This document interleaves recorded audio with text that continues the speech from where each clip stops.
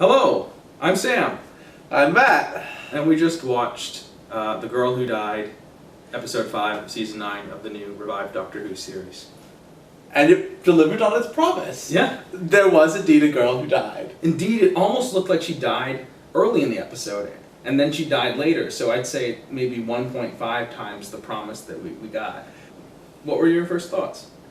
Well, as I mentioned, my first thought was, did Clara just flirt with Arya Stark? I couldn't hear the line. Well, it wasn't so much with, but it was at, sort of. Oh, it was like, Doctor, she's pretty cute, right? Yeah. She's 18. Shame on you. He was like, but yeah, like, and the Doctor was just like, oh, you humans, you're obsessed. You need a hobby. I have a hobby. Yeah. You're my hobby. This episode, it got me from the very beginning. Like, well, I think what was really good was Capaldi's performance and the writing together. It was one of the better Doctor-driven things. yeah. It was the best Doctor-driven story since this season started. Definitely. But I mean like the very, just the first opening sequence with him up to them, like the spider in her spacesuit. Yeah. Don't worry, it's just hungry. Yeah, one of the best. that was This is a good A plus. Yeah. It's just yeah, he's really in top form. He really is. And good jokes. Yeah, it was a spot on funny episode. You said this might have been the same guy who did Flatline? It was, I'm sure. Alright. It's just he was writing with Stephen Moffat. Yeah. Flatline was I already talked about this earlier in another episode, but yeah, it's like my favorite episode in a long time. Flatline last season. Flatline was great. Yeah. And I have to say, between this and Flatline, he's probably my favorite 12th Doctor writer. He's sort of the one who's had the stories I'm most invested in. There's admittedly there's not a huge amount to choose from. Yeah.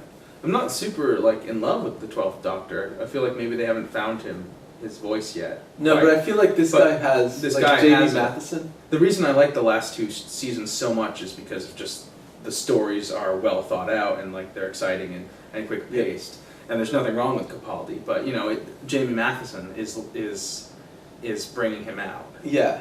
And that's normal actually. A lot of doctors take some time. Yeah, everyone. It almost felt like they didn't really have a voice for Matt Smith until shortly before Clara showed up, which was a problem. That was quite some time. I liked him before he had the right voice. Yeah.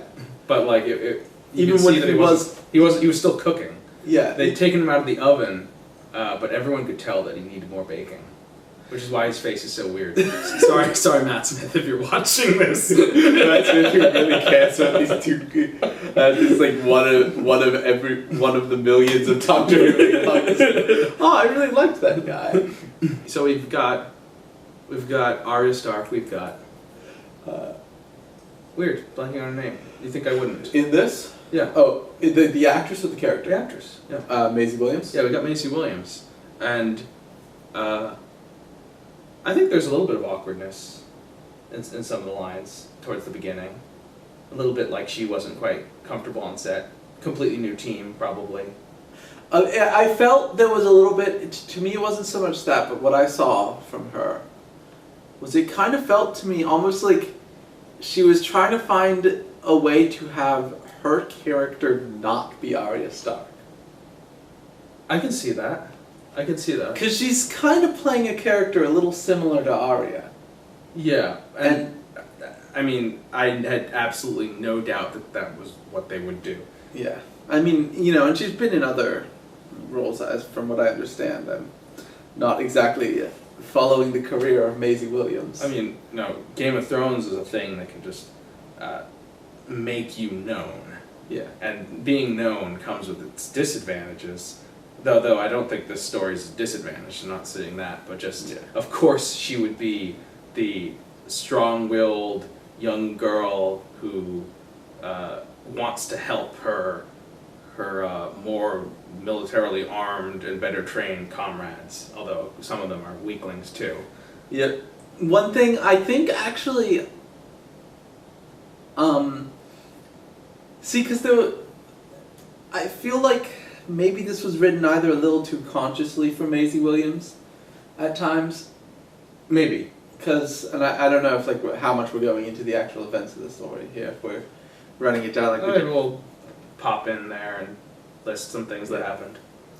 But the, you know, because what they were going for is almost, I wonder if like there'd been an original script that Matheson had turned in.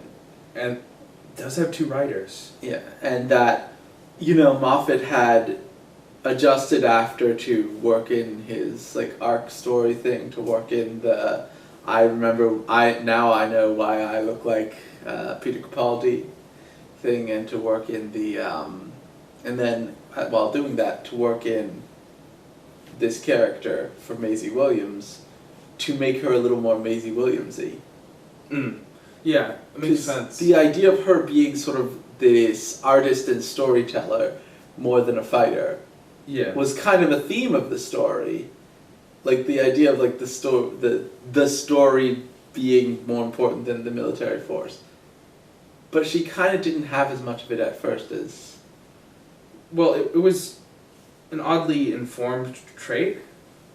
Well, I mean, her first scene, she's like, you know, I imagined that you would die or something. And yeah, like, I dreamed you would die, and I was worried I'd made it happen. And then, like, she also, then fairly early, we see she's fighting the fake Odin. Fake Odin. She made a fake version of the fake Odin. But anyway, the point is, we never really went into it. Yeah, we needed a little more time on her being a storyteller. We didn't really capture the sense of it. It didn't, you know, it felt like she just happened. Here's what it felt like. It felt like she wanted to help any way she could, and it was just incidental that she was just told stories to herself, and that became important. Yeah. It's not like a passion or a focus for her in a weird way. And her getting up, the Arya-ist moment, I think, was her yelling at other fake Odin. Yeah.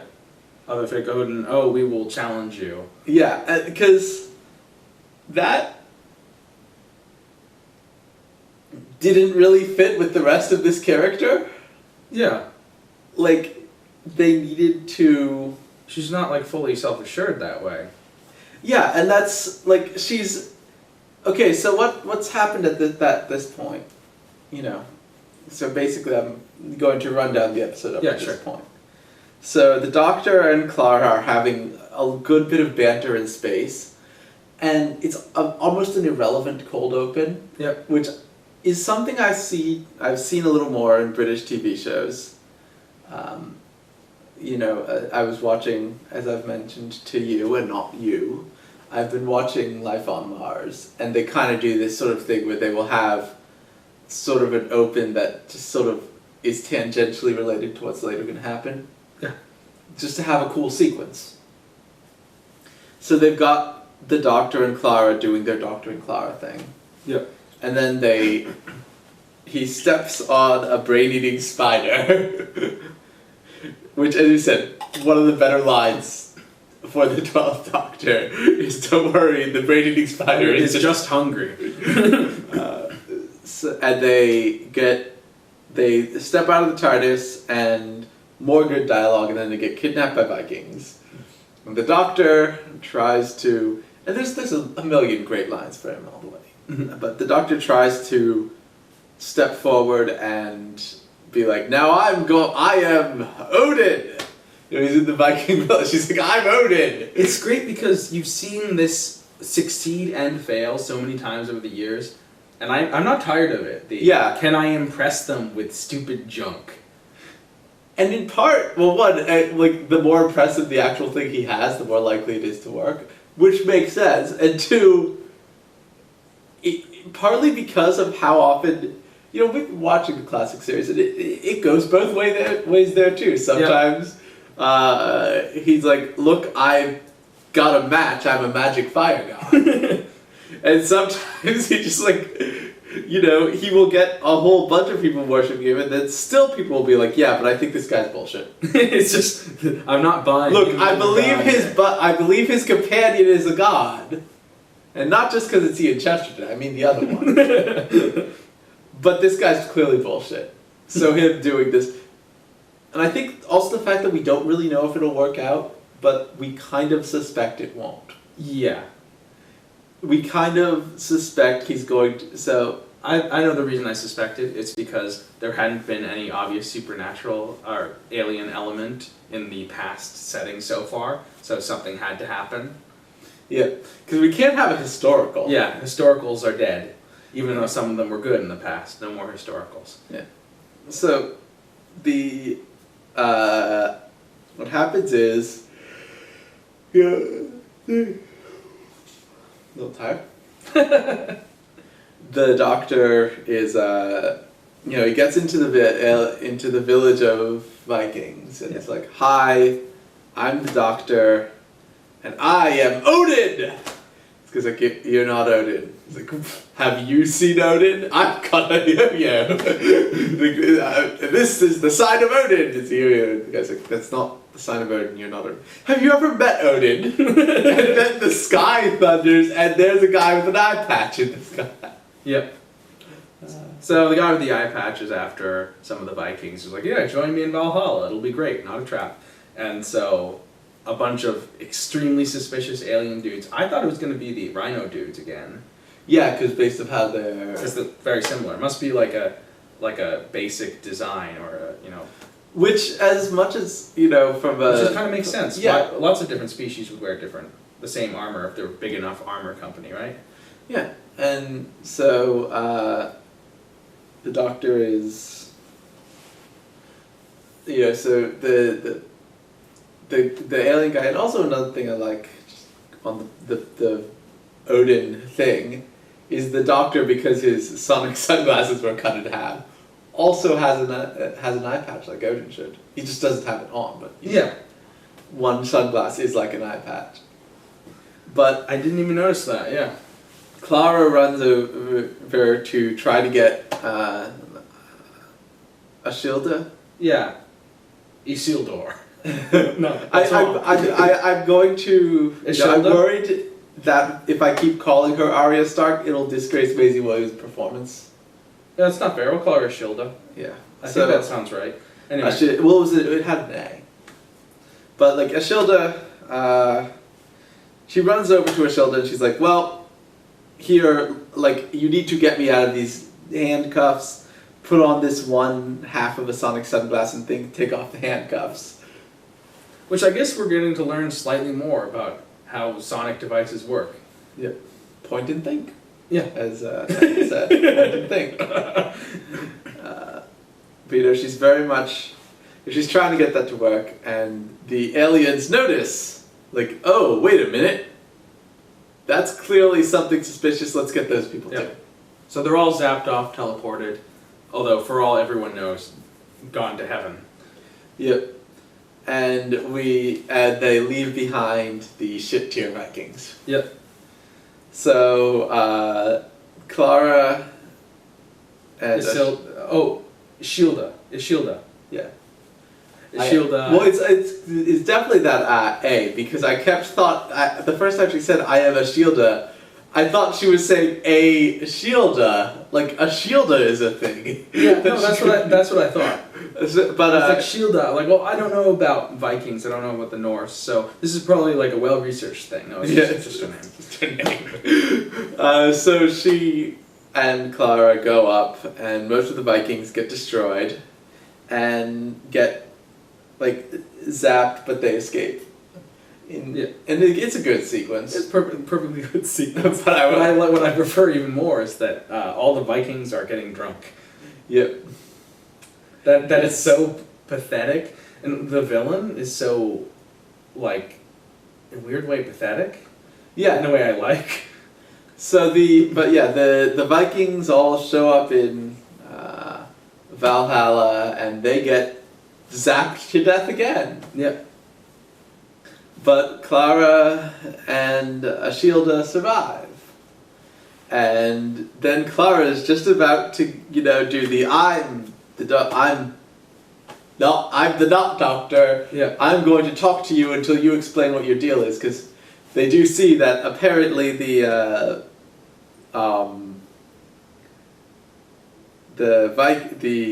evil Odin has actually been destroying powerful Viking warriors so he could zap them and drink their testosterone. Which, look, it's very rare to see an episode of something like Doctor Who or other science fiction where the space to alien technology is way less advanced than us. Because I happen to have a friend who is taking testosterone, and he doesn't need to zap Vikings to death every time he wanted to then drink it, at least to my knowledge. He's always complaining about the needles, so I assume he can inject that instead of drinking it. Well, maybe if you're an asshole, like, I believe that he would just roll that way, regardless of technology. Fake Odin. Yeah. Well, so fake Odin is, he drinks the testosterone, he's like, aha, I'm fake Odin, he's just about to tell her what's up. And then Ashilda steps up, and after having almost entirely been kind of shy and nervous, being like, we're gonna kick your ass, we're Vikings! And he's like, great, I love a challenge. Okay. Oh, and then he actually says, wow, that was very good, you almost got me talking. You almost convinced me to settle this peacefully, but this girl has instead convinced me I will kill you. Yep. Because Clara almost seemed to be doing a pretty good job of negotiating, just talk bullshit. Yeah, just talk bullshit, explain, tell you how badass I am. Yeah. Even though I don't actually have anything. Yeah. But hey, look at me. And so that went well. And that was kind of the thing that was a little out of character for the character up to that point. If they wanted to focus on the storytelling thing, what they could have done was just have Clara, I don't know, tell her to think about being brave or something. To try to work in that idea so that she's telling her a story of herself being brave, and so she does the proud, honorable Viking thing, which is not who she is. But it feels like they were like, well, it will be we can't have Arya Stark back down, so Arya Stark needs to make a challenge. Yeah. So they cross the streams. Yeah, and it's that character, in that situation, that character did need to cause that to go wrong. But they didn't. I wonder if maybe an earlier draft had a better way that it went wrong or something, because that was way too much, she's playing Ashilda, and then she body swaps and Arya Stark is in Ashilda's place. Meanwhile, I can only guess Ashilda is really confused about why she's mopping a floor all of a sudden. Jesus, what is going on? Why am I in this black house? Who is this guy? Jeez, whoa, I'm back. I'm back to being Ashilda now. So I can understand if Maisie was having trouble at that point figuring out her character. Yeah. But yeah, so then what happens is there's going to be a big battle between the entire village, which is now populated only by shit-tier Vikings, and the most powerful warrior race in the galaxy, the Mire. And I googled the spelling of this. Okay. Apparently it's spelled Mire. Okay. But they keep pronouncing it. This might just be the fact that it's Peter Capaldi saying it. It's Maiar. Yeah, I heard Maya. Yeah, I was expecting Maiar. I just had to just Google an episode summary to try to figure out what. Well, I guess it's all probably alien symbols anyway, so yeah. I guess we don't. The spelling doesn't matter the most. Yeah, but so the Doctor tries to teach the shit-tier Vikings how to be not shit-tier Vikings. Well, first he's like, so here's the plan, we run away.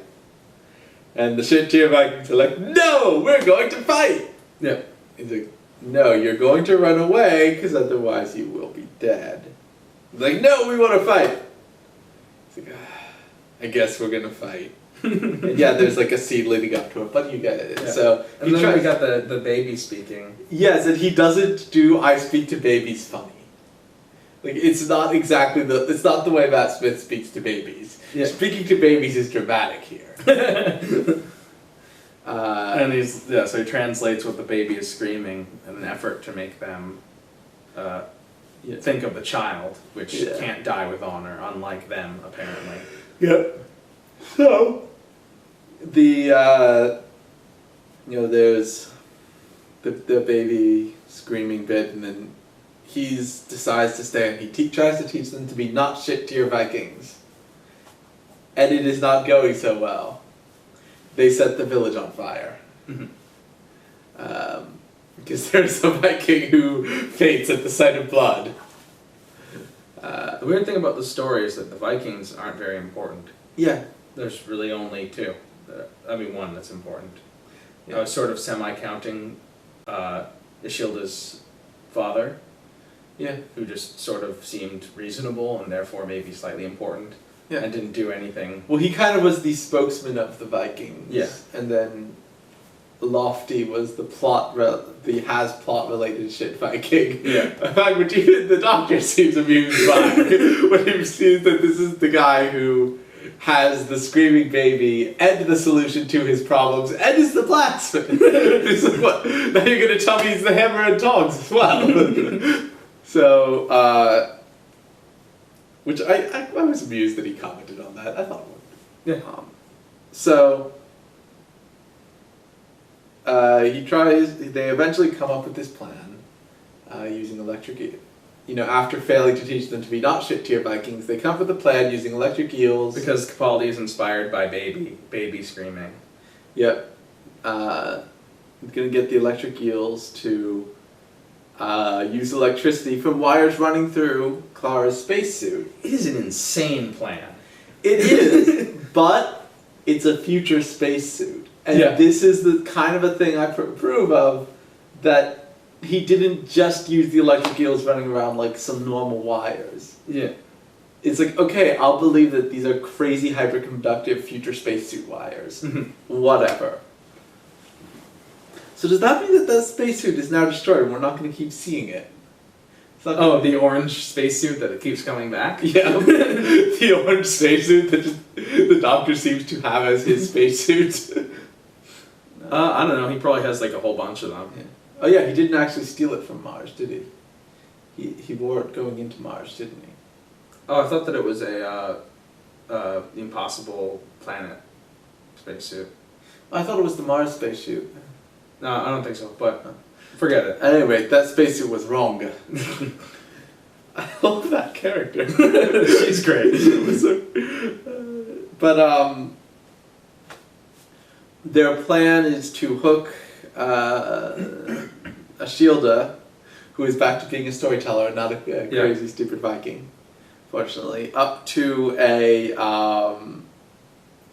helmet of one of the bad guys. And use a puppet that she carved, which, holy shit, she carves puppets in like an hour. Yeah, that is insane. She carved that Odin puppet, and that fake Odin puppet, I was like, what? Already? Maybe she just had it around and was only starting to fight it then. But so she carves a fake giant snake puppet, and then gets hooked up to an alien helmet. Which they steal from the aliens when they arrive. You forgot about the fact that they're partying when the aliens arrive. Yeah. Because I always approve of the Doctor trolling the enemy. Yeah. This is another way in which he's been kind of reminding me of the Fourth Doctor. Who, there was one of my favorite sort of things the Fourth did, which was, he did the thing where he's told, turn around, and he turns 360 degrees. And then, the alien demands that, the bad guy demands he introduce himself. So first, he introduces himself, and then his companion, and then the people who captured him, and then the guy, and then the villain to the villain. If you like Troll Doctor, you will like Fourth Doctor. But he's kind of goofing off. They're like, yeah, we decided not to fight. We're gonna have a party. Woo! Yeah. But it turns out to be a trap, and they use an electromagnet to steal the helmets of the aliens. It's insane. And then put it on... It's so also silly. Yep. And then they put it on Ashilda, and she uses a puppet that she made to intimidate the Viking, the space enemy, the Mire, into running away. Yep. Well, we'll talk about that at the end of the episode. And then he blackmails. Then the doctor blackmails them. And because the thing is, these are full-on hallucinations. yeah, well, yeah, pretty much. So like, when the doctor records it, it's extremely embarrassing, and I did laugh because it's just so. He added the so Betty Hill pathetic. theme. The whole thing is so pathetic that it works really well. Yep. And the doctor, gives a speech about how the reputation of the Mire is their greatest weapon, and he can destroy their reputation with this cell phone video. I mean, yeah, he just took an embarrassing video and is threatening to upload it to YouTube.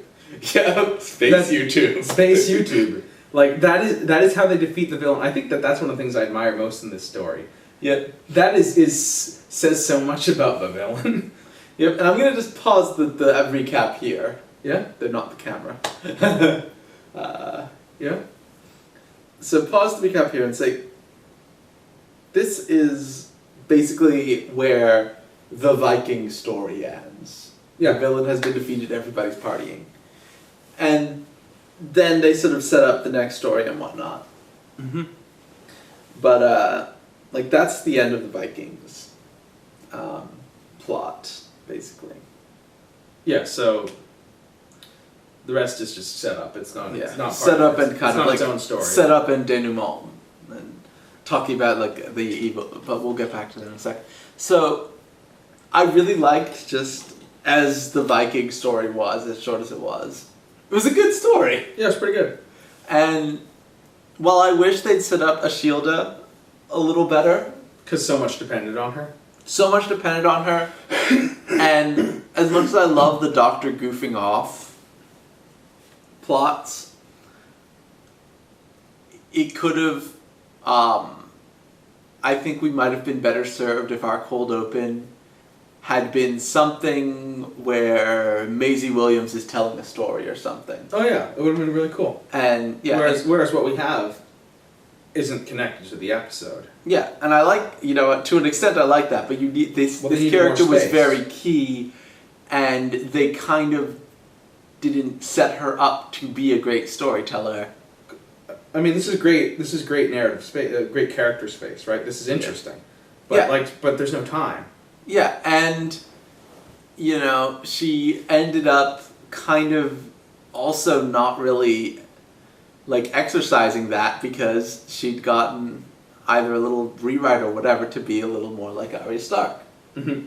So we didn't always see that bit. Or maybe we're just seeing that because that's what we expect. But either way, it's not written right. Well, if it's not a rewrite, that's why I said Yeah. something like that. But if it's not a rewrite to be like Arya Stark, it's that this character was not very well written to start with, Yeah. and also was played like Arya Stark because it's that actress Mhm. who is, it's fair to have that actress play a role exactly like her other role, Mm-hmm. exactly like she played that. I guess wrap up thoughts a little bit on the Viking story. That's an interesting way to divide it, but it makes sense. Yeah, because Yeah, you're right. Oh yeah, important thoughts. I absolutely do not think they set up her being able to cause vivid hallucinations. I just simply don't think that they had enough to make that a thing we could expect. Well, I mean, is that a thing in helmets, causing other people on your squad to have hallucinations? Well, there's clearly the helmets aren't, are putting in an overlay. So the fact that they were seeing things in red and green a lot was for me enough that I'm like, okay, this isn't just like there's a visor they're looking out of this, or just like a camera like this, which will show what's going on. There's an overlay, so the Doctor figures out a way to get the overlay to show a giant monster snake thing. Okay, but it's still weird because the whole explanation just sort of is finicky, although it's better than I expected, now that you explained it. Because, like, why did they only see her perspective? Like, or, like, Well, wouldn't they see their own, or their other squad mates? How come she is giving them the overlay? well, because the Doctor rejiggered that helmet to kind that of broaden particular helmet. like we needed they needed a helmet.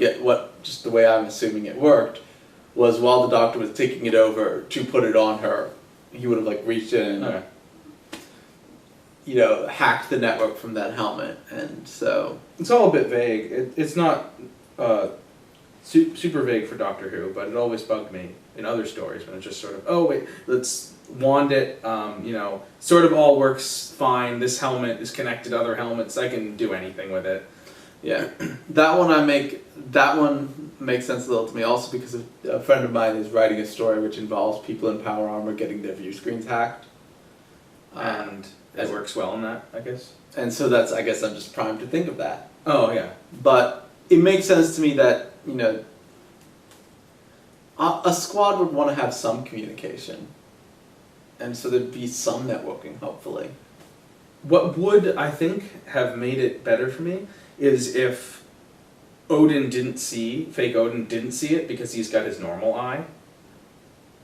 Which I guess is probably, he's not wearing a helmet, the others are seeing out of their helmets. Did the Meyer have any eyes? I don't know how that works. Ooh, yeah. Good question. They kind of look like they might not have had eyes. Yeah. Oh yeah, the Meyer. The Meyer. The Meyer are some, I really like I feel those like at that bad looking aliens.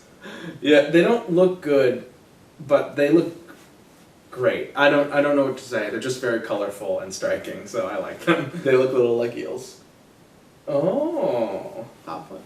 Well, so, but what happened was that burned out Maisie Williams' brain. Yep. And God, it's a character. It's not Maisie Williams. Now Wikipedia's going to be changed.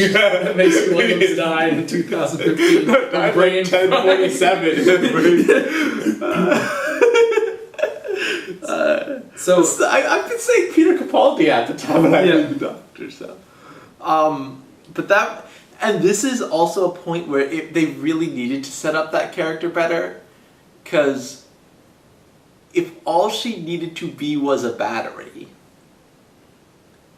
why couldn't literally anyone else do it? Like, because, well, she needed to visualize it. What was key was that she was visualizing. well, yeah, that's the thing why they need to set up her having this great imagination better. Yeah. Because I just, forgive me for for thinking I was watching some sort of science fiction show. Some sort of like science fantasy show, really. But when they were talking about like her having vivid dreams and whatnot and all that, I just assumed she was psychic. Yeah, she's Like, just, I guess she's not. She's not. She's just got a vivid imagination. Which is kind of a little weird because usually that sort of person is going to be psychic, so I almost don't even consider that maybe she's just imagining shit. It's the opposite of of My Little Doctor Schizophrenia's magic. Oh yeah. Complete with imagining shit and being a good episode. To be clear, catch you guys up, we're talking about that terrible tiger burning bright. What was that? I think it was in the forest. In the Forest of the Night, that dreadful episode last season. Let's see though. Yeah, there could have been a cool. I wonder why I would have a title like that on my mind. There was like a better version of the episode in there. Yeah, where maybe even Maisie Williams' character, I didn't know. Maisie Williams, the time traveler. Yeah, is she'll being the consistent narrator, describing the events as a story or something, or just making her voice as a storyteller very important on the the level of the story we're watching too. Like what I mean by like it being an informed trait that she's a storyteller is that it's supposed to be a theme that drives the episode. But even though I can point to a few places it doesn't feel like it's the most important thing going on. And a theme like that has to be overpowering. And since she is the storyteller, she would become a better and stronger, more memorable character if they did that. Yeah, and like it would make sense why Because I can't imagine kind of this doctor... See, the thing is, I can imagine if he didn't think anyone would take him up on it, him just putting her in this situation without explaining it. What situation? The situation to get her brain burned out. He kind of knew that was going to happen. But I really feel like her dad is there. And I feel like because all they really said was like her being a battery and they didn't make a big enough deal about her vivid imagination, I feel like the doctor would have gone to her father being like, okay, so here's what I'm not telling them, and this is what I need you to do. Yeah. Because I know you are, protecting someone, and I know you've said you'll protect her with your life, so... But it also, they needed to kill, she needed to die, because otherwise... The girl wouldn't die. Yeah. And that would be the episode title. The girl wouldn't die. An older person, the mid-40s year man who died. But anyway, so the doctor is... now she's dead. So now we're in the next story. Yeah, now she's dead and the doctor's like wandering, the doctor is going around, he's sort of... Storming around. Yeah, he's upset and he's like, she died and I had to let her die. I killed Maisie Williams. Killed Maisie Williams. How could I do that? Now what is the next season of Doctor Who going to have? I mean, Game of Thrones. So I'm sick of losing people. It's just so awful. After a while, you can't stand it. Yep, and then... He's like, well, I don't have to stand it. I can be the Time Lord victorious. Well, he sees a flashback to when he was David Tennant, and this is when we see the answer to why he looks like Peter Capaldi. Yeah.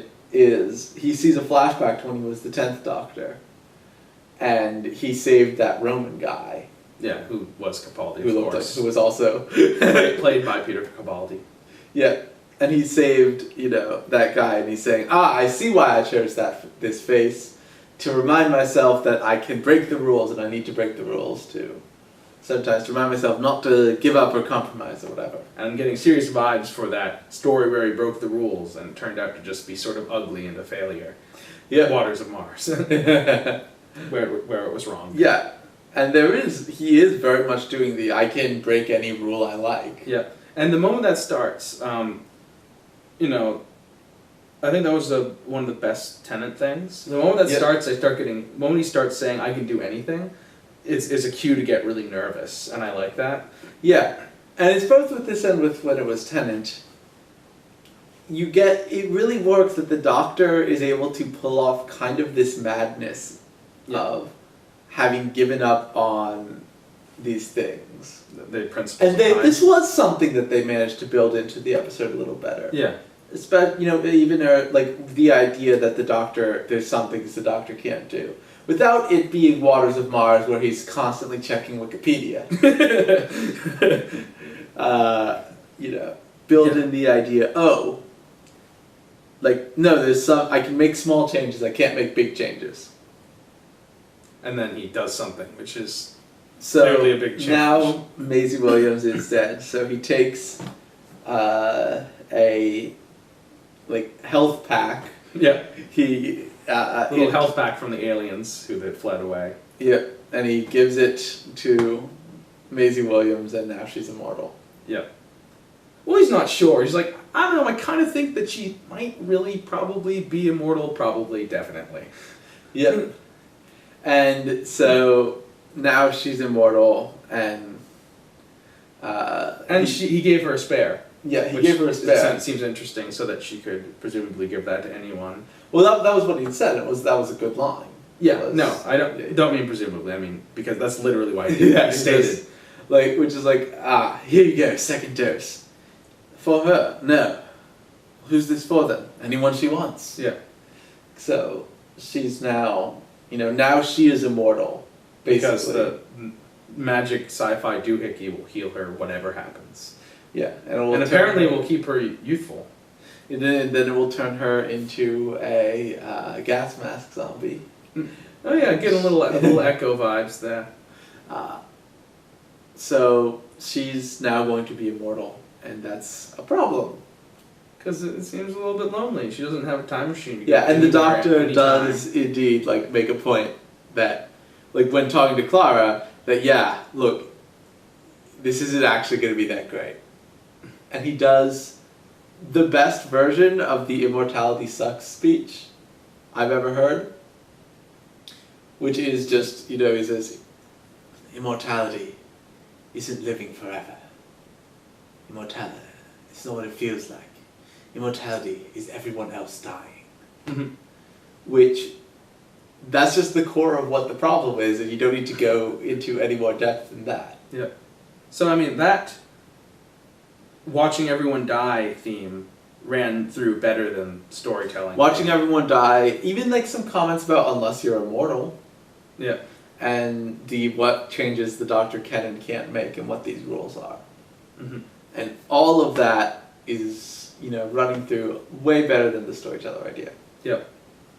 But now the Doctor is back, and the Doctor flashes back to something Davros said that we might not have made a big deal of, because it didn't seem like a big deal in that episode. Oh, yeah.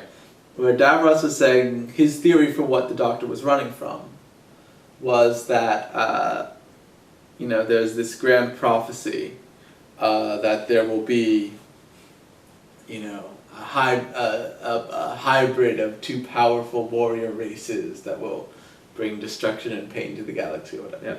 So, I mean, I had that pegged for season arc, so Yeah. I was prepared for it when it popped up. I had kind of just assumed Davros. I had that pegged for Capaldi arc. Ah. So I had that pegged for not it's going to turn out. I mean, I kind of had that pegged for that it's going to be the Doctor, not it's just going to be Maisie Williams. that's a bit unexpected. It was Maisie Williams the whole time. Unless this is just a misdirect, and he's going to be seeing tons of things that qualify over the course of the season. Or maybe the last one will be Clara. I mean, This is a problem with us knowing she's going to leave at the end of the season. They didn't say end of the season. They said that she would leave soon. Oh, well. So, I mean, I'm constantly wondering whether she's going to leave in any episode, which is pretty interesting because I don't know for sure that she's going to be in the next episode. Yeah. So now the Doctor realizes she's, you know, Ashilda is this hybrid now, and there's a very, you know, very nice shot of like her standing on a cliff and time passing. I didn't like it. I liked it. I thought it was cheesy, you know. Well, I liked it because I liked the facial acting on it. But it's like we're just shoved right in her face, and she's like staring at the camera, and it's like. Well, I liked the transformation from the first shot of her smiling there to when it went full circle. Yeah. And I mean, I didn't like how close it got at the end. Yeah. But otherwise, I thought it was good. I don't know. It seems it's very forceful. It's very well. How would we show the passage of time? We show sun rising, sun setting. It seemed like they were just trying to go for the most basic way they could show that, and maybe it didn't need to be shown, or something else could have been done with a better version of the episode, or with Maisie Williams, with Ishilda wrapping up the story with narration. Yeah, if there was something like that, it would be fine. I felt it really needed something different. I really enjoyed it. Yeah. I liked it sort of transformed. Shot gets an F-, 2 thumbs down. Rest of the story gets a B+. Yeah, so I don't usually pick on a shot in particular, but in that case I made an exception. And I liked it. I liked it for the Maisie Williams part of it. I didn't. If there was another way they could have shown the time changing, it's fine. But I liked it for the aspect of her in it, and the showing of her transformation over time than the idea that time is passing, which we would have obviously known. I think. So we've got our next now story. It's to be continued. So we've got our next story, and it looks like And she seems cheerful enough. I don't know if she is drearily dreading every passing moment. Well, that's not what I got from that shot. I mean, that's what I got from the doctor's. Yeah. Like, I don't think she's speech going about- to get. Yeah, I think she's.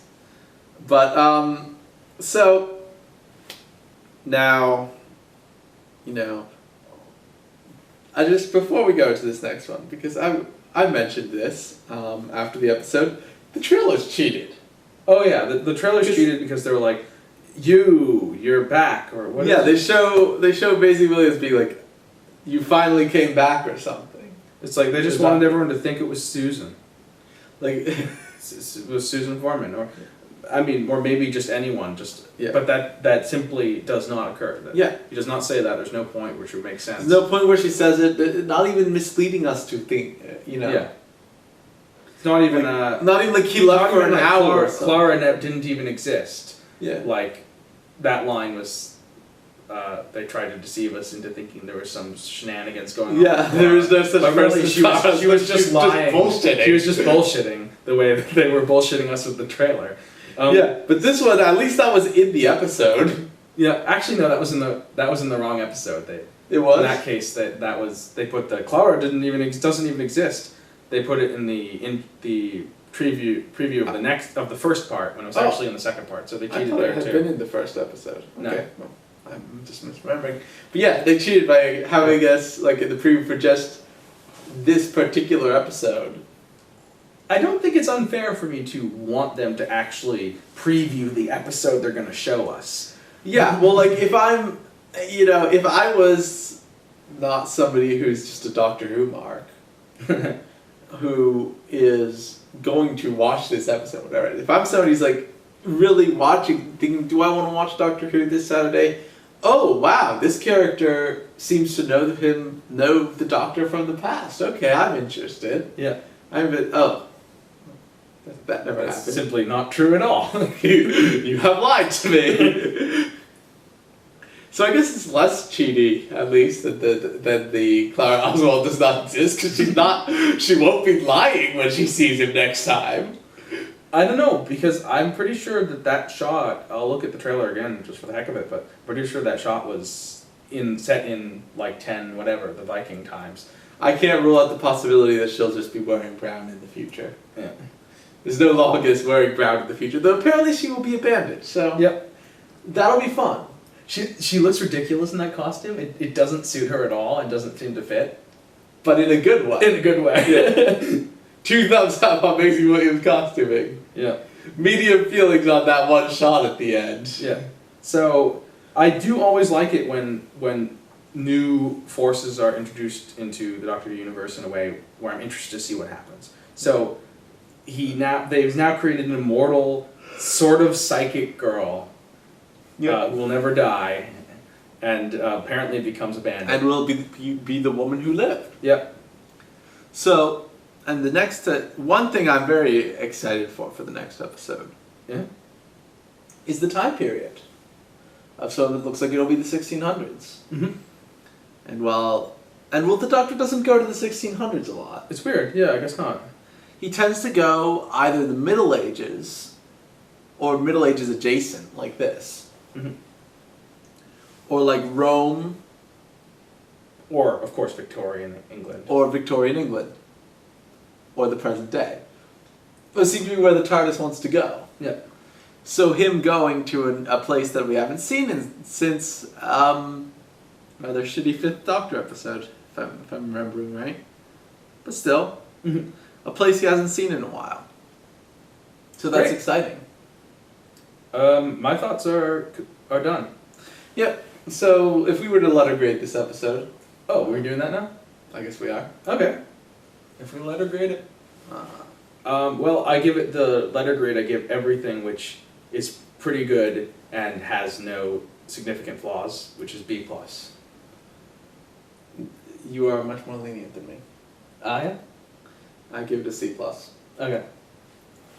All right. So, Bye-bye now. see ya.